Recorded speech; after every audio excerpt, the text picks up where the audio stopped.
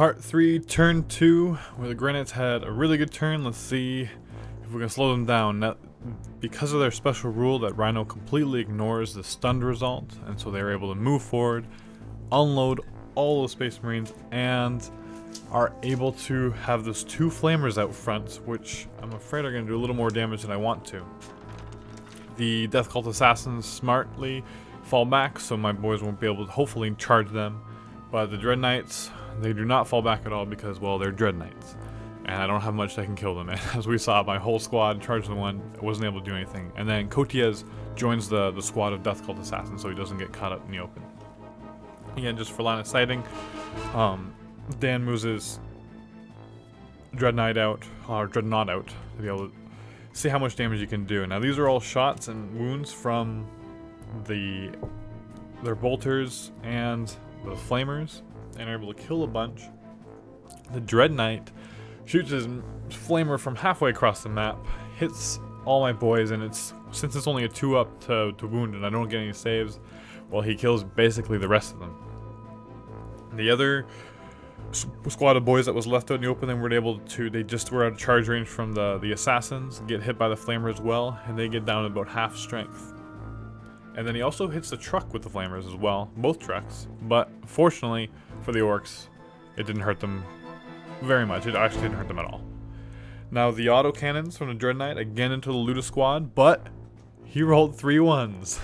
So Orks are getting some luck, which is great, but then there's all those last cannons and heavy bolters from the Land Raider, and they're able to hit a few wounds, at least enough to cause a leadership test, which is what he really wanted. Now Kotiez has a special shooting psychic attack which he passes, and then he gets 6 attacks, it's D6, and is able to, oh, we'll take that. He kills off another boy, not too bad. And then the other pistols, I think, in the area. And they make their leadership, barely. They're able to stay, and barely.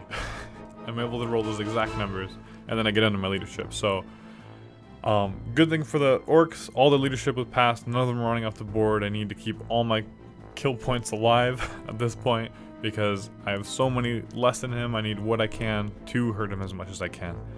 The Dread Knight attacks what's left of that boy squad. I put one wound on the knob until I realized that he has a force weapon, and he has a leadership of 10, so I decided to just kill off the other boy. The knob attacks back, and he able to deal at least 1 wound. So the first blood is, or I don't even know what would to describe it. First little wound damage is done on the Dread Knight. No, knob falls back. He's not overrun, surprisingly. But hey, we got a death or glory. I'm trying to tank shock through, but he did not let me through. He got a penetrating hit. That's an explosion. Ramshackle chart, he wrecks. Well, that's disappointing. But that's okay, because now I have a Death Roller. And Death Rollers, well, they hurt things. And so, first, we hit that squad, and are able actually to kill a few, which was more than I thought it would do. And then 6 hits on the Rhino, lots of penetrating hits, and it explodes. It gets to 3 inches, it gets about 5 of those, the strike squad. And that's just good news.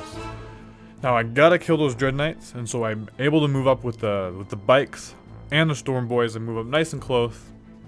I'm gonna shoot everything I have and charge into it. I just have to go all out and do as much as I can right now. Otherwise, well, there's not much hope for the Orks. And the knob continues to fall back. The other truck he does actually successfully tank shock into them, but they make their leadership. The other truck tries to come from the other area, but another death or glory. Penetrates. No, he makes his leadership.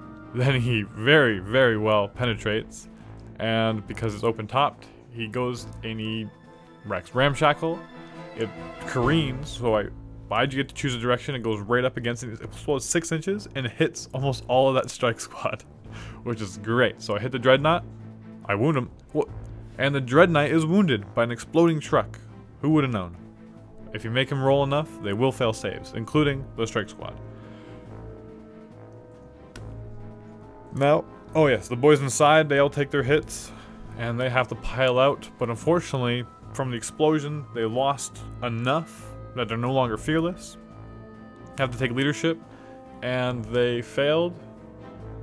Make a boss pull, kill a guy, but they failed again, and they are pinned.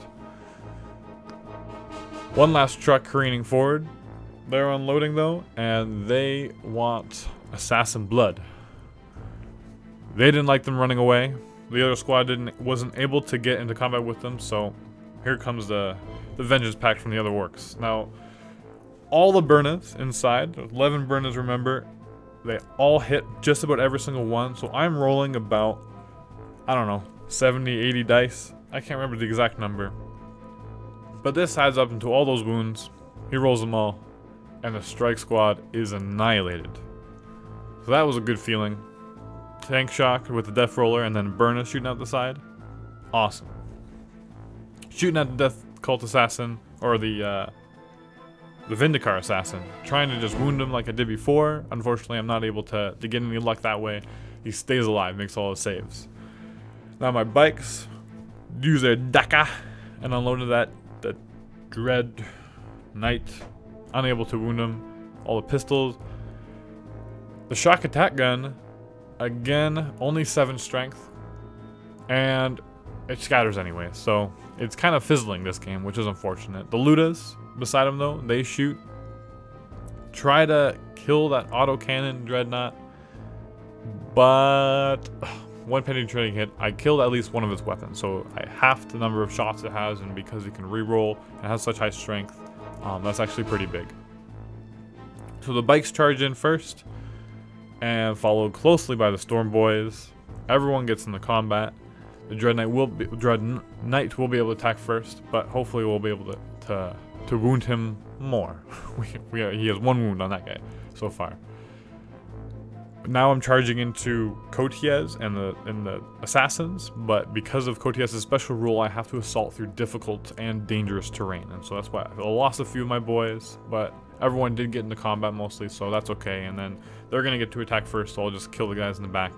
It won't be the hugest deal. He failed the psychic power. I forget what he was trying to use, but it's okay because he didn't do anything. Now the assassins attack back and kill a bunch of orcs. Again, just moving from the back, so all the ones in combat can. The one boy, so they attack with the same initiative with the storm shields. One boy attacks back just to Kotiez as an independent character, and he fails a wound. So hey, there you go. The rest attack back, and they don't have the best saves, and so we kill another. I think it was 4. Yeah, four assassins, which is great. The power claw attacks and completely whiffs. Doesn't do anything at all, but they fail their leadership, and they only fell back 3 inches. I only consolidated 1 inch, but it was enough to stay within 6 inches, so they wouldn't be able to regroup next turn, and so they're gonna have to run off the board, which is great.